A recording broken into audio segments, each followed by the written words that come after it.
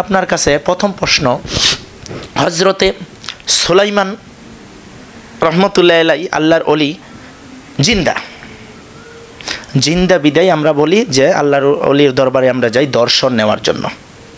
দরুদি খুব খেয়াল করে শুনবেন, দর্শন নেওয়ার জন্য মাজবান্ডার শরীফ আমরা যাই, আশেক বিন্দু আমরা যাই যে কি কয় আয়রে আমরা একটু দর্শন নিয়ে আসবো। কোন জায়গায়?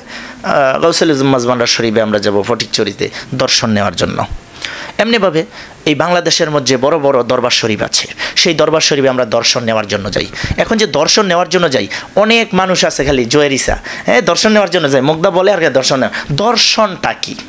অলির দরবারেও আমরা যাই দর্শন নেওয়ার জন্য, সেই দর্শনটা কি সেটা দরুদি এটা থেকে দিবেন, বস্তুবাদ থেকে আপনি বুঝাই দিবেন ভাই। আবারও আমরা ক্যামেরার সামনে আসছি, সবাইকে শুভেচ্ছা, ধন্যবাদ। আমার মতিউর রহমান আশিকি সাহেবের দ্বিতীয় প্রশ্ন ছিল হজরত সুলাইমান রহমতুল্লাহ আলাইহি আল্লাহর ওলিরা মরে না তো জিন্দা, এটা তো আমরা সবাই বিশ্বাস করি যেহেতু কোরআনের কথা। তা এখন উনি জিন্দা, তার বস্তুবাদিক মন্তব্য কী? আর আমরা সাধারণ মানুষ যারা আমরা মরে যাই, আবার আমাদেরকে জিন্দা করা হবে, বস্তুবাদের দর্শনটা কিভাবে? এটা কিভাবে, কথাগুলো কিভাবে? আমি আগে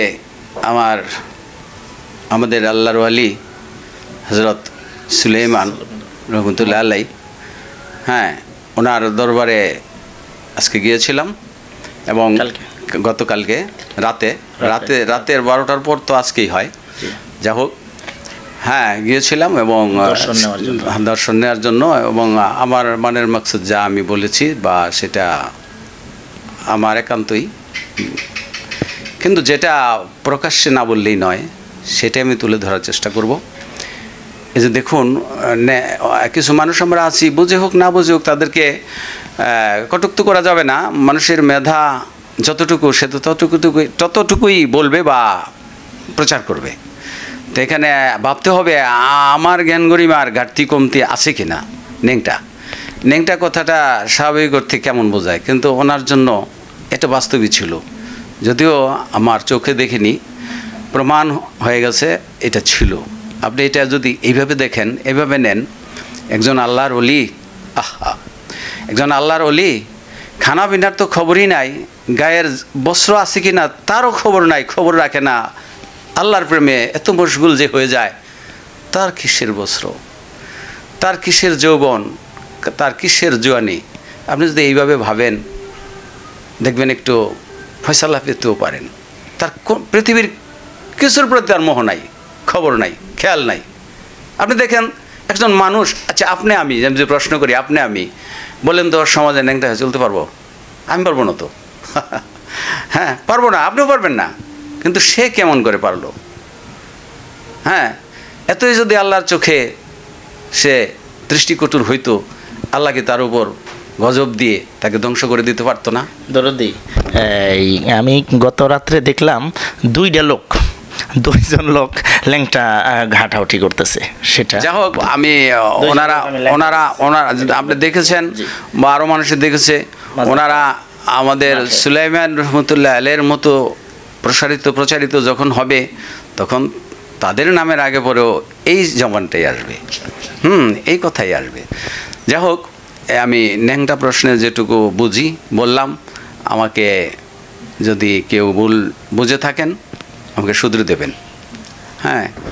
আমি ওই মানুষ নই যে আমাকে কেউ ভুল শুধরে দিলে আমি সেটা নেব না।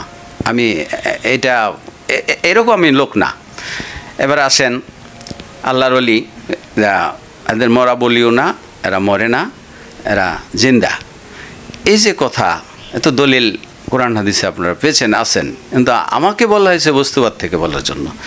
বস্তুবাদ থেকে বললে তো কেউই আমরা মরি না, কেউই আমরা মরবো না। আমাদের কি হয়, কেউ বলে পরিবর্তন, কেউ বলে বিবর্তন।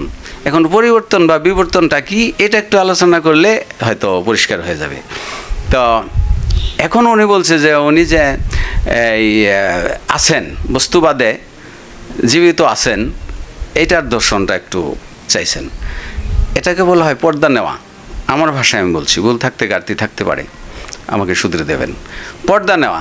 এখন পর্দা, মনে করেন আপনি আমি যে সামাজিকভাবে আছি, আমার ঘরেই যদি একটা পর্দা টেনে আমি পর্দার আড়ালে থাকি, আমার স্ত্রীর সন্তানরা আরেক পাশে থাকে, আমাকে দেখবে?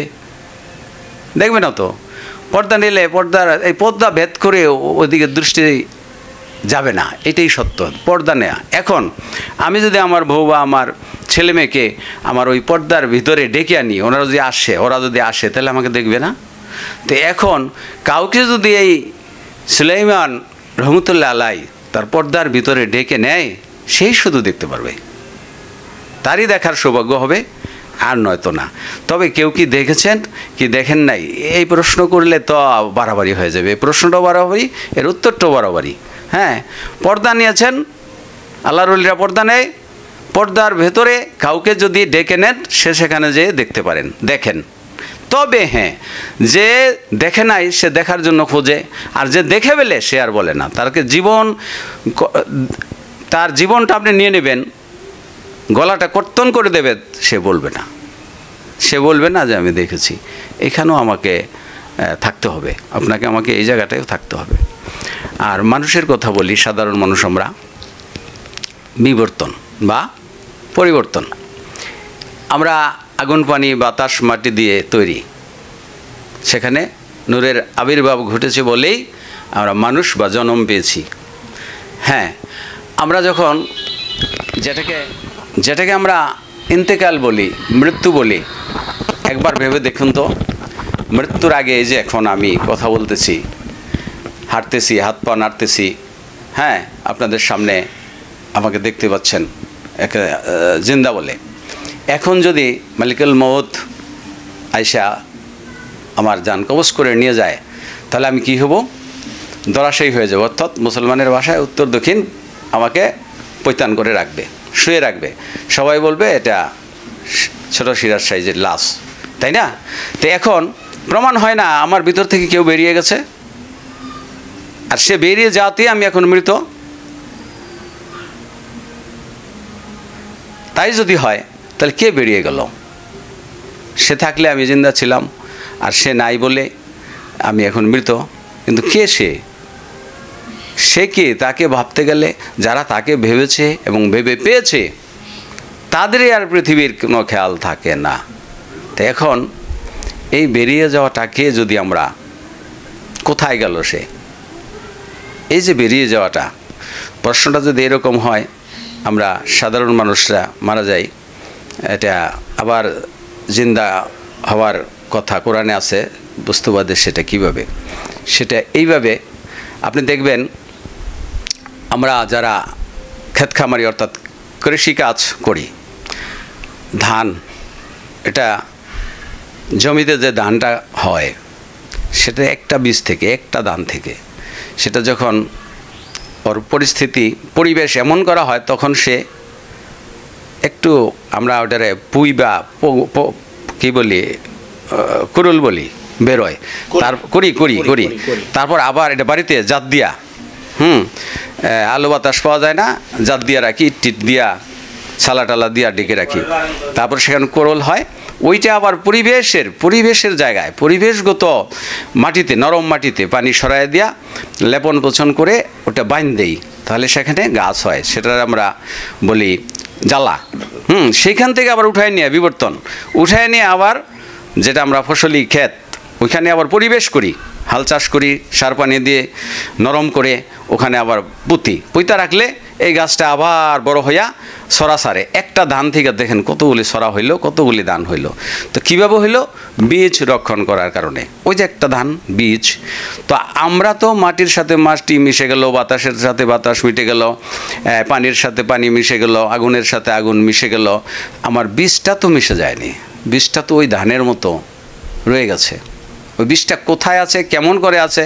যদি নাই থাকতো, দেখুন এই যেখানে বসে আমি কথা বলছি, আমার পাশেই মাটি, খোলা মাটি, এটা পাকা করা খোলা মাটি, ওখানে আপনি মারাবেন না, পাড়া দিবেন না, 8 দিন বা 10 দিন, বেশি না, পানি দিবেন, পানিটা যাতে আবার শুকিয়ে যায়, দেখবেন এখানে আপনি বীজ বপন কিছুই করেন নাই, এখানে গাছ হয়ে গেছে। তো এটা কি করে হলো?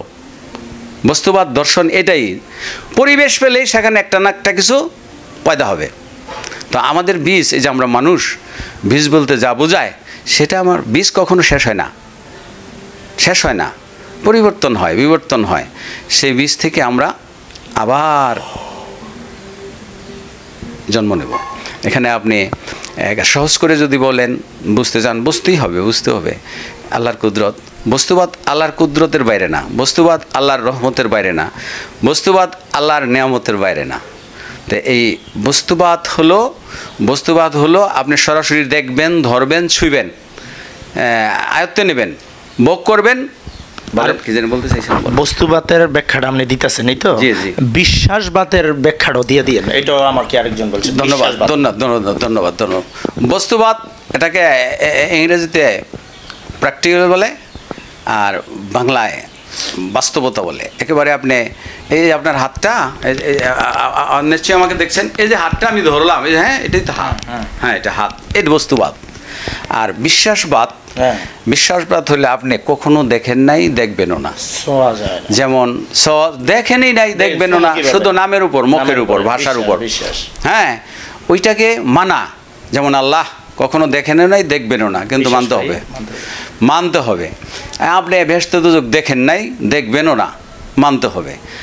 ফেরেশতা আপনি দেখেনও নাই, আমিও না, দেখবও না, দেখা সম্ভব না, কিন্তু মানতে হবে। আমরা মানছি মুসলমানরা, এটা হলো বিশ্বাসবাদ।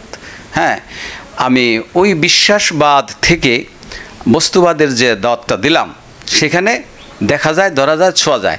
এখন আপনি যদি বলেন যে আল্লাহ বা এই ফেরেশতা বা যে এই দুজক, জান্নাত, জাহান্নাম, এগুলো আপনি কিভাবে দেখেন? হ্যাঁ, এগুলো দেখা যায়। এটা কামেলিয়াতির কামেল পীরের সঙ্গ নিলে এটা আপনাকে বুঝিয়ে দেবে, বা আমিও যদি সময় পাই চেষ্টা করব। হ্যাঁ, আর কথা তো একরকম হয়েই গেছে যে যারা নাকি আপনার ওই যে রুহ ওইটার যারা চর্চা করে, যারা আমল করে, সে তো ওটাকেও ধরতে পারে, ধরা সম্ভব, ধরা যায়। তবে এটা সবার জন্য না। কার জন্য না, কার জন্য হয়, এটা আমাকে বলতে বলবেন না। সবাই মানুষ, কে কখন আল্লাহর ওলি হয়ে যায় কেউ বলা যায় না। কেউ কাউরে কাফের বা এই কি বলে বন্ড, এগুলি বলার কেউ কারো অধিকার রাখে না। কেননা মৃত্যুর আগে কার কালেমা নসিব হয়ে যায়, সে মৃত্যুবরণ করে, এটা তো আমি জানি না। এটা দেখা গেল যে আমি এত সুন্দর কথা বলছি, শেষ মৃত্যু আমার কালেমা নসিব হয় নাই, তখন আমাকে ভালো বললে কি হবে? আর যাকে আমি খারাপ বলতেছি, দেখা গেল তারই কালেমা নসিব হয়ে গেছে, হ্যাঁ, আমি খারাপ বললে কী লাভটা হবে? আমার হিসাব দিতে হবে কেন আমি তারা খারাপ বলছিলাম। এই রাইট আল্লাহ তাআলা কাউকে দেন নাই। হ্যাঁ, এই জন্য কাউকে গালি দেওয়ার আগে বুঝে শুনেই দেওয়া উচিত। আর গালিগালাজ করবো কেন? তো আগেই বললাম, এগুলো ভালো না। কোরআন হাদিসে গালিগালাজ নাই। আল্লাহ রাসূল কাউকে জীবনে কখনো গালি দেন নাই। আমরা সেই নবীর, হ্যাঁ, আঘাত তো দেন নাই, কারণ গালিও দেন নাই। সেই নবীর আদর্শেরই তো আমরা। হ্যাঁ।